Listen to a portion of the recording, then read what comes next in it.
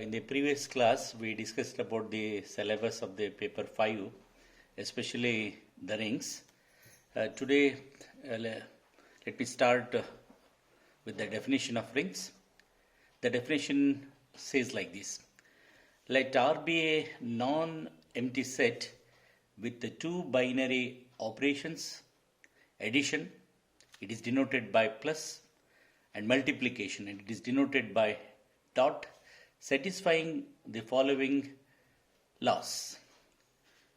A non-empty set R with the binary operation addition is an abelian group. Under this, it should satisfy 5 laws. The first one is the closure law. You know the definition of closure law. Under addition, it is like this. If A and B are the members of ring, not ring, if A and B are the members of a non-empty set R, then their sum belongs to R. That means A plus B belongs to R. The next law, associative law, for all A, B, C are the elements of a non-empty set R, then A plus of B plus C is equal to A plus B of plus C. The next law, identity law, for each element A in R, there exists 0 in R such that A plus 0 equal to A. Here the 0 is said to be the additive identity. Next one is inverse law. For each A in R, there exists minus A in R such that A plus of minus A equal to the additive identity, that is 0. The next law, commutative law. For all AB belongs to R, then A plus B is equal to B plus A. That means if a non-empty set R with the binary operation addition, abelian group means it must satisfy 5 laws: closure, associative, identity, inverse, and commutative. Second set, non-empty set R with the binary operation multiplication, and we denote it by dot, is a semi-group. Only 2 laws. The first one is closure law. For all AB belongs to R, then their product also belongs to R. That means A dot B belongs to R. The next one is associative law. For all ABC belongs to R, then A dot of B dot C is equal to A dot B of dot C. Finally, at the end, distributive law. For all ABC belongs to R, A dot of B plus C is equal to A dot B plus A dot C, and we call this one as left distributive law.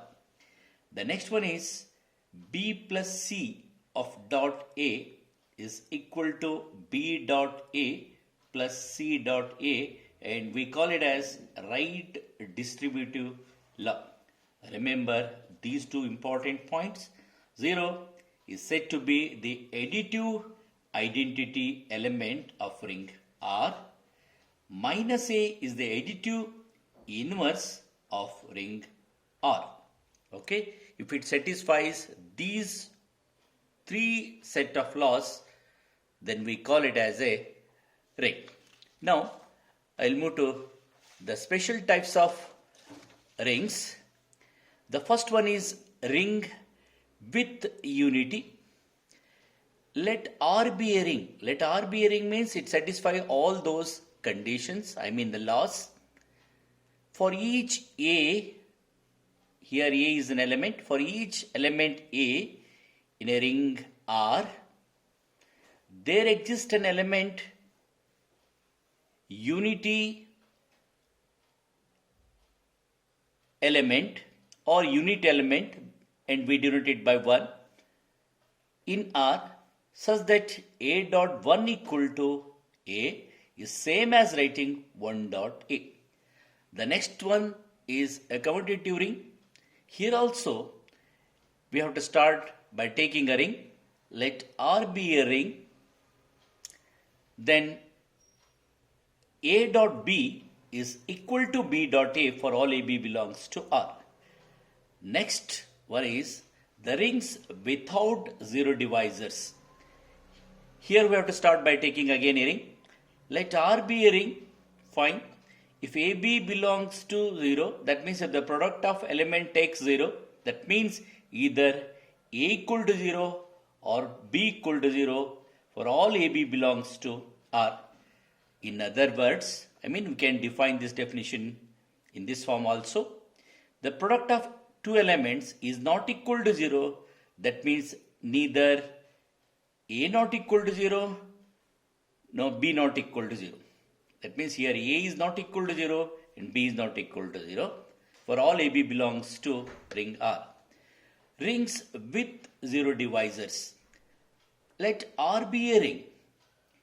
If A is a non-zero element in R, there exists an element, again a non-zero element, that is B in R, such that the product of these two elements, that is A dot B equal to 0. For example, let me take the integer modulo 6, that is at 6.